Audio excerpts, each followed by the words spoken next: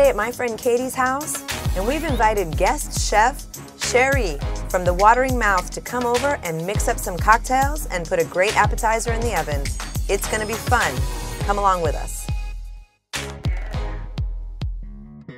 First thing we're gonna do for this delicious asparagus tart is we're gonna chop up the asparagus to size, okay? There's two ways you can chop asparagus. You can either just chop it with a knife, or you can use the fancy way and find out where the freshness is in the asparagus by popping it.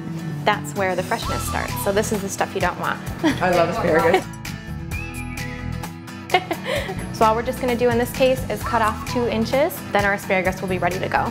So now is the fun part, the puff pastry dough. Okay. So you can go ahead and flour just a little bit of a dusting in this area, because this is where we're gonna work with the puff pastry. Okay. Puff pastry has a ton of butter in it, so you wanna work quickly. Otherwise you'll start to melt the butter, and you'll have less rising and deliciousness. When you're gonna work with flour, maybe you don't wear black.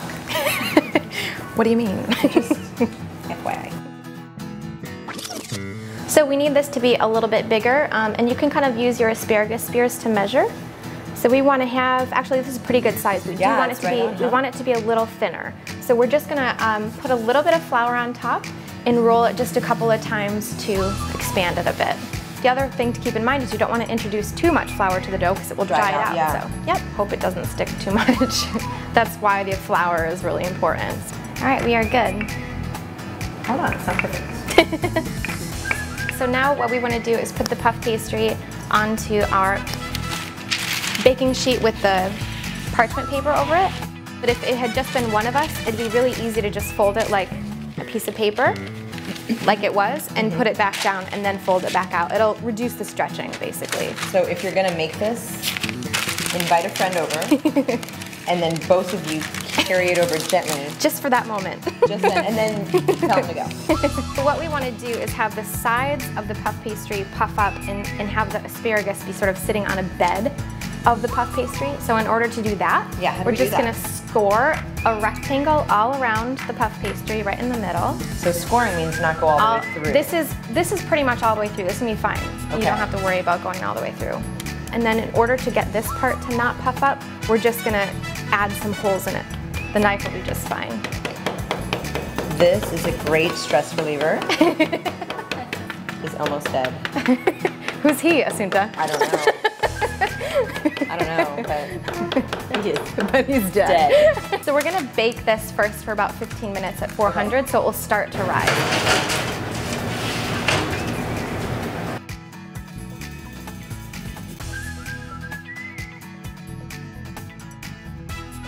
It's puffed up super nicely, and we're ready to assemble it.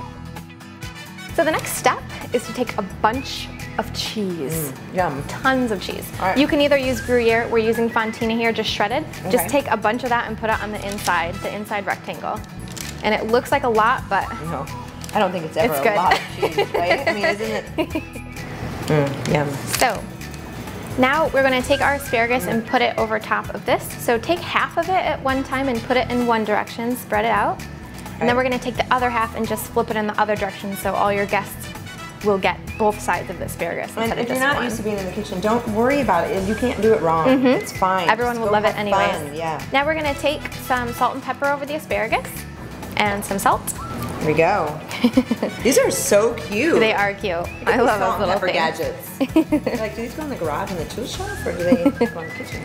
So now that that's all ready, we're just gonna brush the outside of the puff pastry with some olive oil so it's nice and shiny. That olive oil is so beautiful. It is beautiful. Isn't it pretty? Gorgeous. This is gonna go back into the oven for 15 to 25 minutes, depending.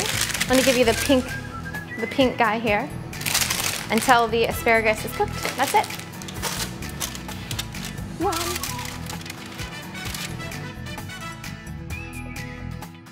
We've got 15 minutes to kill. Yeah. Any ideas? Oh, I have an idea. Cocktails? Cocktails. Is that a good idea? Cocktail? Sounds like a good idea to me. The eggnog cuts the taste of the whiskey, so you barely even know you're drinking alcohol, which makes it also dangerous too. So you're gonna pour the 2 into a glass and use a stir stick to incorporate it. Hand this off to your uncle or your aunt, and everyone will be happy. Ooh, smells delicious. Yeah. Cheers. Cheers.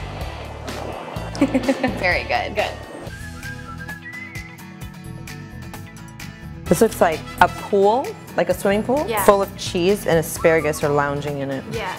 Aw, they're on vacation. They're on vacation. Look how pretty. Yum. That's beautiful. Can we eat this now? We need to eat that. Yes. I love the green. It's so pretty. But like Cheri said earlier, put any vegetables you want on it. Make it your own. Any kind of cheese. Yep. And you could probably put sauce on it, right? I mean, if you wanted to, you could do that, so right? many different things, Yeah. different herbs, different vegetables. You can different kinds of cheeses, anything. Yeah, just make it your own. All the stuff that you like, make it your own tart. Cheers. Pretend you don't eat anything, and then when they leave, finish it off. Cut.